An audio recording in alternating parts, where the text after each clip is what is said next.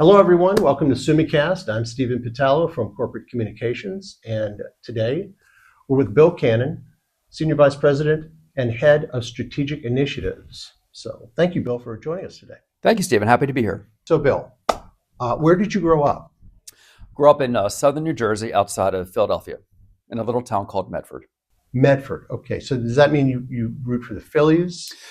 Yeah, it's complicated. I root for the Eagles for sure. Okay. But when I moved to New York City, it was in 1994, which is when the Yankees went off on a terrible streak of winning a lot of World Series with Derek Jeter, the core four, Jorge Posada, Right. Mariano, et cetera, et cetera. So By 96, it's... Yeah, so I am a Yankees fan because I spent most of my 20s in bars watching TV. And so Yankees fan and Eagles fan. Okay, so how did you end up at University of Pennsylvania? That was just sort of, had you decided what you wanted to do yet by the time you went there? Oh, yeah. And I was going to be an engineer. I was very firm on what I wanted to do, and applied to some engineering schools. And at Penn, I don't know why, but I did not apply to the engineering school. I guess I assumed I couldn't get in. And it was between Penn and Columbia. They were the two best schools I got into, and chose Penn. Mostly my sister went to school nearby, and so it was pretty convenient from that perspective. So from there, you go to the Wharton School? So I was a major in the College of Arts and Sciences, and I wasn't quite yet declared, but I was heading towards Japanese language. That's not quite the major. It was East Asian Studies. And there's a fair amount of pressure from society, from parents, of like, what are you going to do with that kind of degree? And so I did a dual degree between the college and Wharton as an undergrad. Okay, and now that sounds pretty intense. Was it? Yeah, it was. Okay. How did you fare?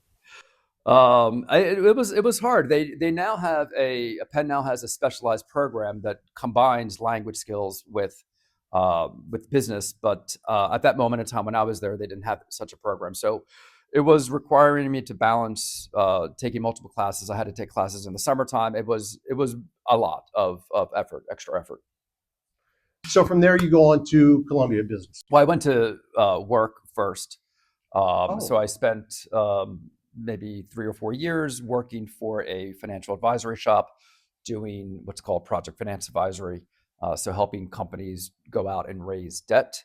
And then when I was there, the company I was with encouraged me to apply to business school, and that's how I got to Columbia. Before the position you're in now, you worked pretty extensively in energy, and I guess transitioned to infrastructure, which is, that's well connected. When you were working in energy, we worked together on some media. Actually, we worked on an award-winning promotional video. That's right. So how did those positions and that work prepare you for the position you're in now? Because it seems like it's a wider berth now as to the things that you work on. Sure. So I think the way that my career progressed here at Sumitomo was pretty perfect, if you want to use those words. So I started in a group company, Perennial Power, and then made the switch over to SCOA proper once an opportunity opened up there. And then as my career progressed, I was able to have more and more responsibility. So it's more direct reports. It's more responsibility for profit and losses or budgets, and then just more interaction with the team in Tokyo, with whoever it was at that moment in time. And so as my career progressed here at Sumitomo, I became more and more comfortable as to who Sumitomo is and what does it mean to be working at Sumitomo. So by the time I became a general manager of the infrastructure group, I had so many friends already in the Tokyo office. I don't say I know everybody, but very familiar, very comfortable with them. They were very comfortable with me, very comfortable with what is required in terms of the responsibilities of that position. So I was groomed very nicely to be a general manager by my various bosses at the time. So I think that was a very natural progression for me. And then moving into the position that I'm in now, it requires having relationships here at SCOA and having relationships in Tokyo to be able to bridge the gaps or to bridge groups together. And so just having that experience as a general manager, having that interaction with other general managers here at SCOA at that moment in time, I'm now have lots of friends in different groups within Sumitomo Corporate Tokyo, different groups here at Sumitomo in New York and the US. So it's just a very natural culmination of my progression of the different jobs and responsibilities I have here. In strategic initiatives, that seems like that would cover many different areas in general. Um, but what does a daily what's a day look like Sure. for you? Yeah, so the ultimate goal of strategic initiatives, and it's working with the business development group as well, to help teams or groups of people here at Sumitomo to enter into new areas for them. So either it's going to be geographic expansion or expansion along the value chain, just moving into a new area for them and having the support to do so. Given my background, I spent a lot of time with the Energy Innovation Initiative team, helping them to identify new areas of growth, and then also just how to network within the others here at SCOA.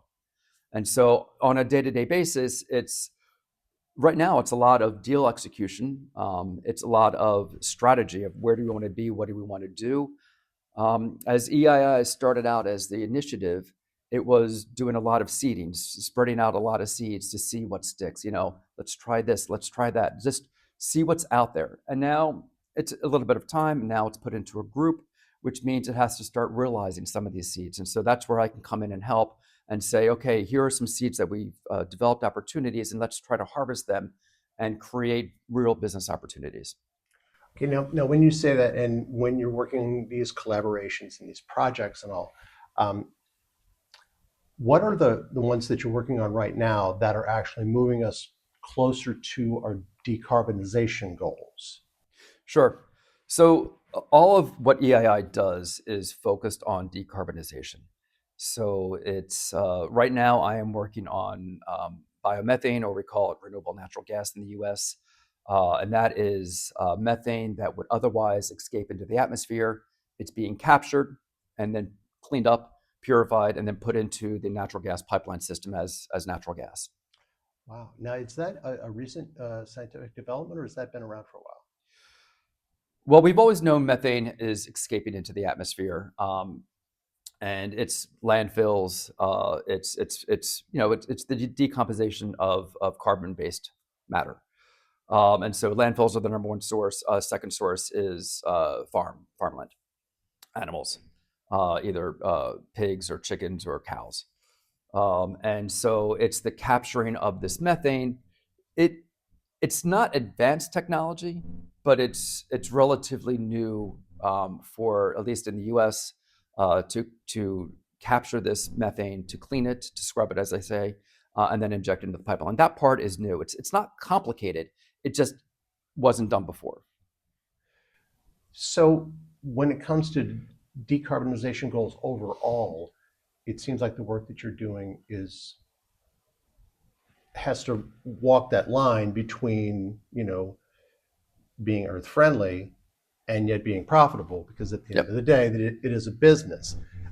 Do you find that you work on these projects, and is it difficult to have a profitable yet eco-friendly agenda, or does that come easily? Yeah. Or is that more of a compromise? Yeah, that's a good question. So with the biomethane, fundamentally, it's going into the gas pipeline system and it's being used. I mean, it is gas. It's natural gas.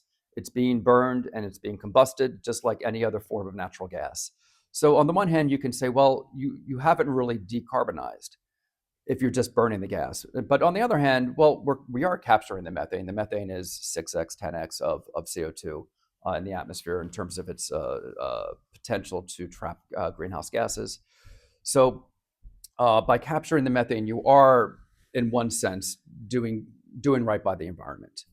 And with biomethane and the whole natural gas grid, I mean, it is being sold profitably right now, right today. So you can create a business model that is profitable today to make money today utilizing this gas. It's not that anything has to change over. Gas is gas.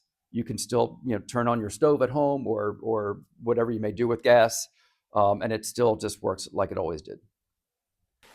When it comes to making these projects and these initiatives, et cetera, happen, we often are the connective tissue. Mm-hmm. Now, what do we bring to the table when it comes to that, that makes us maybe more, I wouldn't say more necessary, but just as necessary as the two ends that we're serving? I think the core of Sumitomo is our relationships with other companies. I think that's really what makes Sumitomo stand out from the crowd, and it's our ability to take a product from over here and to sell it to a company over there. And so we are bridging that gap. So again, I'm spending a lot of time in the RNG or the biomethane sector, and it's taking these molecules. I mean, at the end, they're just gas. It's just gas, but selling it to somebody who wants to buy that gas, and maybe it's Japanese utilities, or maybe it's companies that just want to decarbonize, and it's companies that we know. Maybe again, it's probably Japanese firms, or it's Japanese related firms, or Japan adjacent firms. But it's our relationship network that really allows us to make this one RNG project succeed, because we're going to be able to sell that gas to somebody that really wants to buy it. Going back a little bit, I guess I should have asked this a little bit earlier. Maybe I'll move this up in Okay, fair the enough. edit. But what did those earlier positions at Sumitomo teach you about working for Sumitomo? I know that there's a bit of a learning curve sometimes when you work for a Japanese trading company, but by the time you get to the position you have in strategic initiatives, you really know the lay of the land. Can you think of any just, I suppose, general lessons or things that you go back to in your head when you are working within this area? Yeah, I think what really helped me as I was going through my career is getting to know people at Sumitomo, both in the U.S. when they rotated here, and then just through my trips to Japan. And it's developing a internal network of people and what they are doing and where their careers are going. So they may have been, for example, in the power sector when I knew them, but they move on to automotive, or they move on to the steel group, or they go wherever they go. And so it's now that I have this internal relationship network that I can then tap into as we're thinking about strategic initiatives. And it's also the companies that they know, or the companies that they are specifically working for, if they're seconded to a group company. And so it's trying to bring those relationships together here in the U.S., where again, if we're selling some gas molecules, or if we're selling some electrons, or we're selling something, we need someone to buy it. And so it's we're not doing cold calls. This is Sumitomo, right? We're picking up the phone and we know who's on the other end of that line. It's a friend. It's a company that we've worked with for years. We've have experience working with Sumirico, and just being able to go out to them and saying, "Hey, we're Sumitomo Corp. We would like to help you with your decarbonization ideas." And they're there and they're going to answer the phone because we have that relationship. Maybe I personally don't, but someone else in the organization does. I think it's interesting that you've worked in infrastructure, and right now what you're talking about is basically a communications infrastructure Mhm. that has enough road that's already been traveled Yep. within it.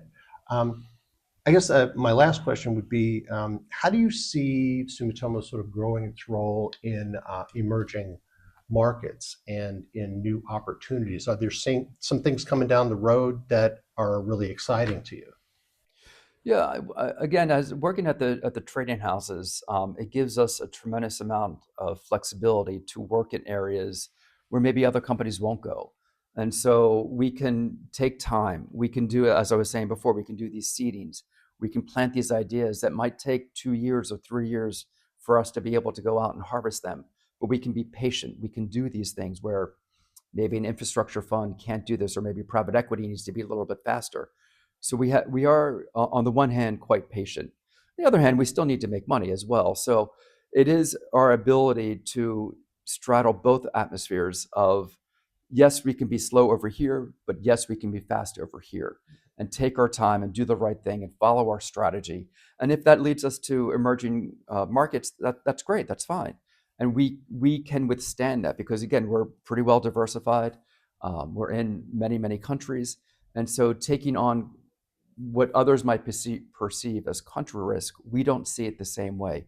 We just see it as a new opportunity for us to go in and take our skill sets, take our relationships, and build new opportunities. How's your Japanese? Still, Yeah, I was so I was a Japanese major right. of sorts, technically an East Asian studies major, and so that did language, of course, but also gave me a lot of Chinese history, a lot of Japanese history, a lot of Korean history, a lot of art, stuff like that, just cultural stuff. And so that was college, and then for the next so many years, 10 years or so, nothing, no interaction with Japan whatsoever. And then when I was doing investment banking at Rothschild, my coverage area was expanded to include the Japanese trading houses. So that's how I got to know Sumitomo and other trading houses as well. And then once I joined here, again, not much, to be honest with you. And then I started taking classes, mostly during COVID, because it was a little bit easier to do it then. But unfortunately, in my new position, I got a little busy, to be honest with you. And so my ability to take classes has diminished. And so right now, I'm not studying much, to be honest with you. But for a period of good 2 years or so, 3 years, I was taking classes every Friday. So that was really good. That was a great opportunity. Well, thank you very much, Bill, for joining us today, letting us know what's going on as far as strategic initiatives and your career. Yeah. It was very informative. Well, thank you, Stephen, for the opportunity. Glad I could be here, and it was a great morning.